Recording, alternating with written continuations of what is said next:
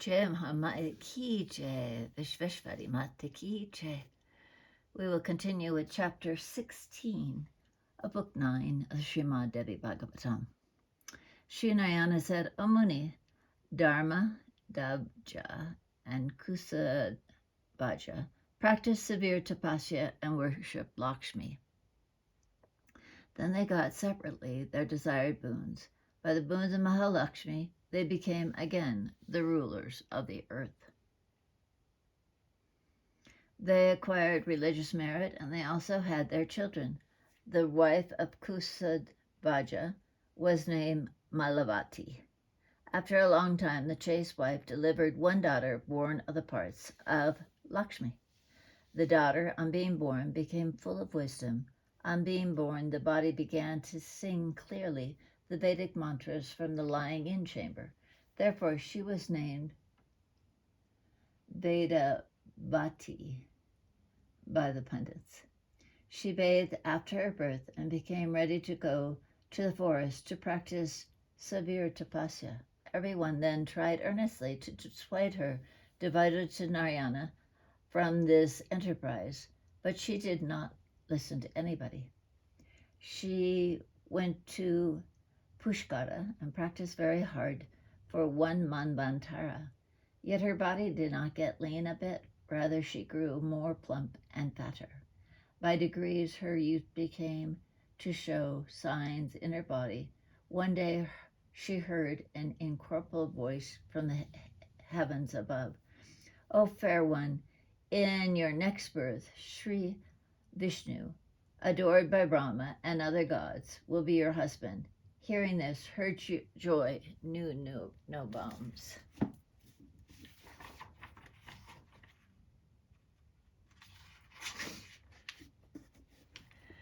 She went to the solitary cave in the mountains to practice tapasya again. When a long time passed away and the tapasya won by the irresistible Ravana came there as a guest. No sooner Vedavati saw that guest than she gave him, out of devotion to her guest, water to wash his feet, delicious fruit, and cool water for his drink. The villain accepted the hospitality and sitting there began to ask, O auspicious one, why are you, seeing the fair smiling lady with beautiful teeth, her face blooming like the autumnal lotus of heavy loins and full breasts? That villain became passionate. He lost entirely all consciousness and became ready to make violence on her. Seeing this, the chaste Vedavati became angry and out of tapasya influence astounded him and made him insensible to move. He remained motionless like an inanimate body. He could not move his hands nor feet, nor could he speak. That wicked fellow then mentally recited praises to her and the praise of the higher Shakti and never go futile. She became pleased and granted him religious merits in the next world, but she also pronounced this curse, that when you have touched my body out of passion, then you will be ruined with your whole family for my sake. Now, see my power, O Narada. Thus saying to Ravana, Vedavati left her body by her yogic power. Then Ravana took her body and delivered it to the Ganges, and he then returned to his own house. But Ravana thought over the matter repeatedly and exclaimed, What wonder have I seen? Oh, what a miracle this lady has wrought. Ravana thus lamented. The Vedavati of pure character took her birth afterwards as Sita, the daughter of Janaki. For the sake of this Sita, Ravana was ruined with his whole family. By the religious merits of her previous birth, the ascetic lady got Bhagavan Vishnu Sri Rama Chandra, the fullest of the full, for her husband, and remained for a long time in great enjoyment with the Lord of the world, a thing very difficult to be attained. Though she was one who knows all about her past lives, she did not feel any pain due to her practicing severe in previous lives. For when the pains end in success, the pains are not felt at all.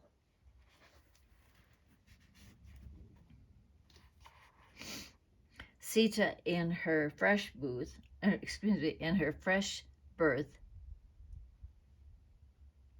and her beautiful young, enjoyed various pleasure in the company of her husband, handsome, peaceful, harmonious, and witty, the chief of the Devas, loved by the female self, well qualified, and just what she desired. But the all-powerful time is irresistible. The truthful Ramachandra, Sri Rama, the scion of the Raghu's family, had to keep up the promise made by his father, and so he had to go to the forest ordained by time. He remained with Sita and Lakshman near the sea. Once the god Fire appeared to him in the form of Brahmana. Fire in Brahman form saw Ramachandra morose and became himself mortified. Then the truthful Fire addressed the truthful Ramachandra. O Bhagavan Ramachandra, I now speak to you how time is now coming to you. Now has come the time when your Sita will be stolen. The course of destiny is irresistible.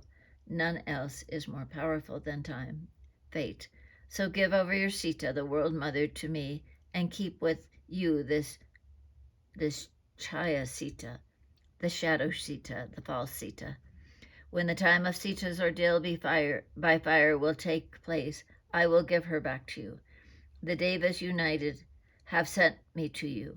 I am not really a Brahmin, but I am Agni Devi, the Lord of the fire. Ramachandra heard Fire and gave his assent, but his heart shattered. He did not speak of this to Lakshman. By the yogic power, Agni created a Maya Sita. This Maya Sita, O Narada, was perfectly equal to the real Sita. Fire then handed this Maya Sita to the hands of Ramachandra. Fire took the real Sita and said, "Never divulge this to anybody," and went away. What to speak to divulging the secret to any other body? Lakshmana even could not know it. By this time, Rama saw one deer made of all gold. To bring that deer carefully to her, Sita sent Ramachandra with great eagerness. Putting Sita under Lakshman's care, in that forest, Rama went himself immediately and pierced the deer by one arrow. That Maya deer, the deer created by magic powers, on being pierced, cried out, "Ah, Lakshmana!" and seeing Vishnu before him and remembering the name of Vishnu, quitted his life. The deer body then vanished, and a divine body made its appearance in its stead. This new body, mounting on a serial car made of jewels, ascended Vaikuntha. That magic deer was in its previous birth a servant of the two gatekeepers of Vaikuntha, but for the sake of some emergency, he had to take up this Rakshasa birth. He again became the servant of the two doorkeepers.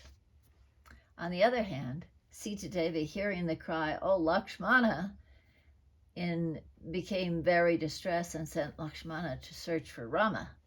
No sooner did Lakshmana get out of the hermitage, the irresistible Ravana took away Sita gladly to the city of Lanka. Now Ramachandra, seeing Lakshmana on the way to the forest, became merged in the ocean of sorrows, and without losing any time came hurriedly to the hermitage where he could not find Sita.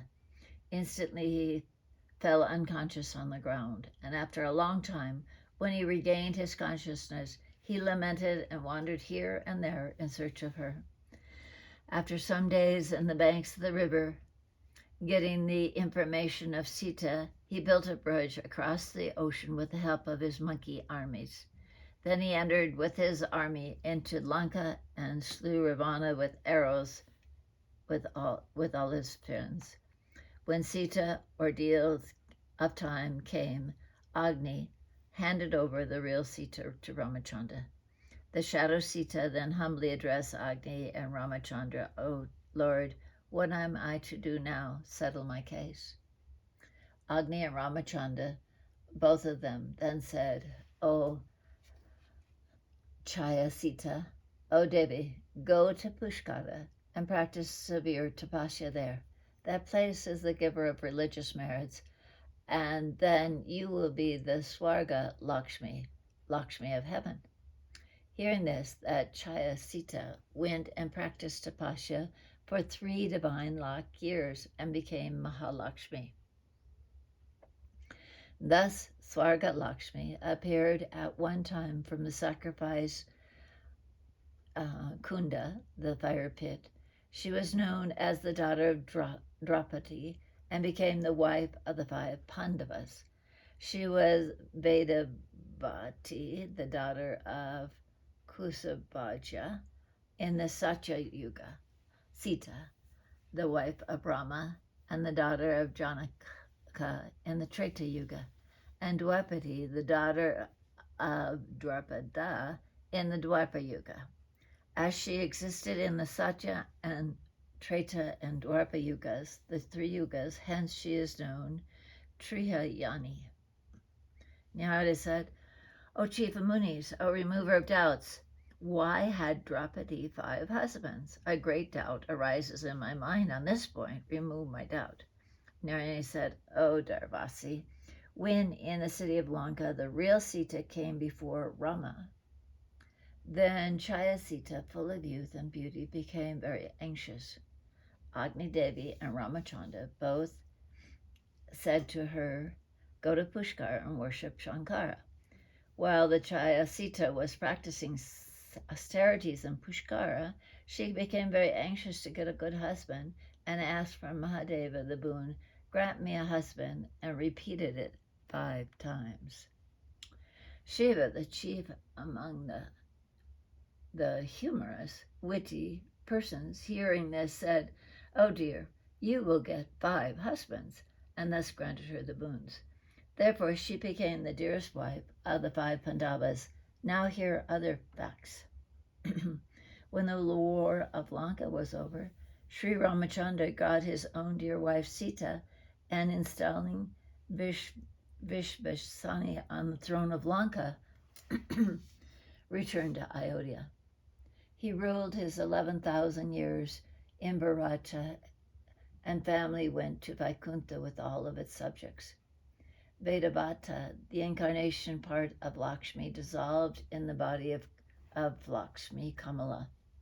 Thus I have described to you the pure anecdote of Vedavati. Hearing this destroys all sins and increases virtue. The 4 Vedas reigned incarnate in their true forms of the lips of Vedavata. Hence she was named Vedavata. Thus I have told you the anecdote of the daughter of Kasudvaja. Now hear the story of Tulsi, the daughter of Dharmavaja. Here ends the 16th chapter on the 9th book on the incarnation of Mahalakshmi in the house of Kusudvaja in the Srimad Devi Bhagavatam of 18,000 verses by Maharishi Veda Vyasa. Jai Mahamaya ki jai, Bole Baba ki jai.